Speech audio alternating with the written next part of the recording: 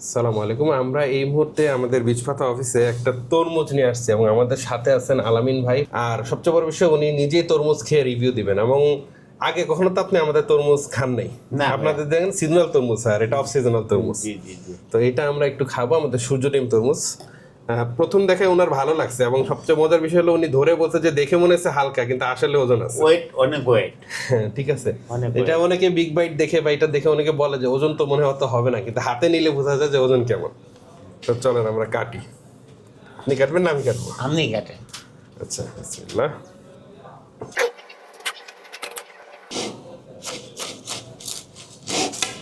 সমান করে কাটতে পারি নাই, এই হলো ভিতরটা দানা পড়া একবারে।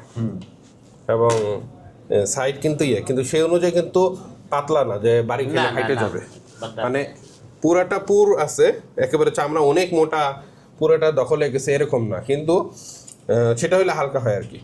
কিন্তু তারপর এটা পরিবহনে ফাটে না। এটা কিন্তু আমরা সাতক্ষীরা থেকে আনছি, আমাদের ওই অটোতে নিছে, ভ্যানে নিছে, রাস্তা একবারে ভাঙা। আশাশুনি হলে লাস্টে সবচেয়ে ব্যাকডেটেড বলতে পারেন, যে নিচের দিকে। তো সেইখান থেকে ভেঙে ভেঙে আমরা পরে বাসের নিচে ওই যে স্টোরেজ থাকে ওইটা করে নিয়ে আসা হয়েছে। 10টা তরমুজ, আলহামদুলিল্লাহ একটা তরমুজও নষ্ট হয়নি। তো এই এখন তারপর আমরা একটু মিষ্টতা দেখতে পারি। তবে মিষ্টতা দেখার আগে আমরা একটু খেয়ে দেখতে চাই, মানে মেশিনের সাথে মনের মিল আছে কিনা খেয়ে দেখুন কেমন। টিস্যু লাগবে, টিস্যু আছে। না, মিষ্টি আছে খুব, আলহামদুলিল্লাহ খুবই মিষ্টি ভালো না? তা আমরা আর একটু যে একটু ব্রিক্সের জন্য নিই। মোটামুটি একটা মেশিন অন করা আছে, 00-তে আছে, দেখে নেন।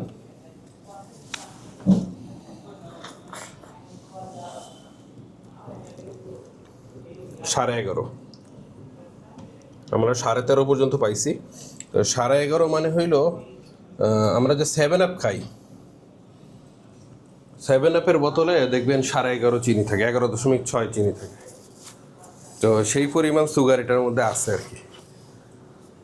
বাজারে আপনি যদি দোকান থেকে অ্যাভারেজ তরমুজ কেনেন, সাধারণত 9, 9.5, সর্বোচ্চ 10, 10.5 পাবেন। তো 11.5 মিষ্টি, তুলনামূলক ভালো। এসির ভিতরে যে মিষ্টিটা পাইলাম, গরমে তো আরো মিষ্টি, আরও মিষ্টি লাগবে। আপনি যদি রোদের মধ্যে কেটে খান তাহলে একটু ফ্রিজে রাখলে তো কথাই নেই, একবারে ইয়ের মতো লাগবে। এবং সবচেয়ে বৈশিষ্ট্য হলো এটার আপনার অন্যতম বৈশিষ্ট্য হলো অন্যান্য তরমুজ কিন্তু কেটে রাখলে পানি ছেড়ে দেয়। এটা আপনি কেটে ফ্রিজে রাখবেন, পানি ছাড়বে না, অনেকক্ষণ ভালো থাকবে। আর ওই দানা দানা তরমুজ, কচকচা প্লাস দানা, এই হলো। আরো 2-3 দিন থাকলে বেশিরভাগ লাল হতো ভিতরটা। আমাদের কালারটা আমাদের এরকম গোলাপি থাকবে, কিন্তু ওই দানায় যদি এটা যদি দানা পড়ে গেছে অলরেডি, আরও 2-3 দিন পরে এটা কাটলে আরও ভালো হইতো।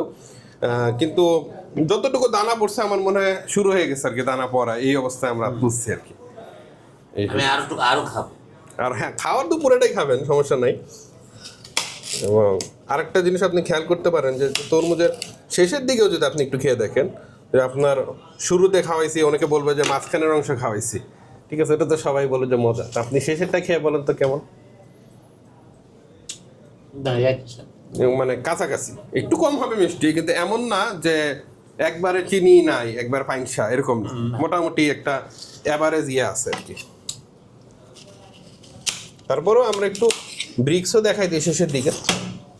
অনেকের একটা কিউরিসিটি থাকে যে লাস্টে ব্রিক্স কত, লাস্টের টুকরা যে খাচ্ছে সে আসলে কি খাইতেছে, আমরা সেটাও একটু দেখাই।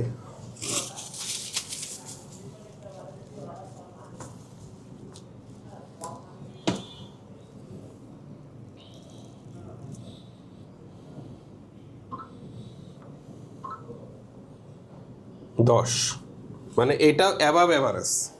9.5 থাকে সাধারণত, 10 থাকে। তো এই 10-এর মানে লাস্টের অংশই 10, মানে খুবই স্ট্যান্ডার্ড তরমুজ আর কি।